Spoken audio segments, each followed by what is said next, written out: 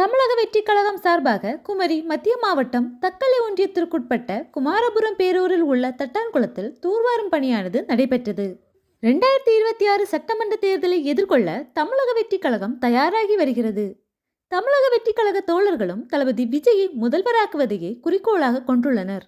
இந்நிலையில் தமிழக வெற்றி கழக தலைவர் விஜய் அவர்களின் நல்லாசியுடன் கழக பொதுச் செயலாளர் என் ஆனந்த் அவர்களின் வாழ்த்துகளோடும் கன்னியாகுமரி மத்திய மாவட்ட செயலாளர் எஸ் கிருஷ்ணகுமார் அவர்கள் தலைமையில் தக்கலை ஒன்றிய தலைவர் ஏ மோனிஷ் மற்றும் குமாரபுரம் பேரூர் தலைவர் ஜெபர்சன் அவர்களின் ஏற்பாட்டில் தக்கலை ஒன்றியத்திற்குட்பட்ட குமாரபுரம் பேரூரில் உள்ள தட்டான்குளத்தில் தூர்வாரும் பணியானது நடைபெற்றது. இதில் மாவட்ட, தொகுதி, ஒன்றிய, நகர, பேரூர், ஊராட்சி நிர்வாகிகள் மற்றும் கழக தோழர்கள் பலர் கலந்து கொண்டனர்.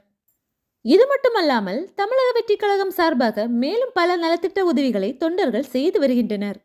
இதில் இலவச இரத்த தானம், விலையில்லா விருந்தகம், இலவச பால் மற்றும் முட்டை வழங்குதல், இலவச இரவு நேர பாடசாலை, நூலகம், இலவச வீடு வழங்கும் திட்டம் போன்றவை குறிப்பிடத்தக்கது.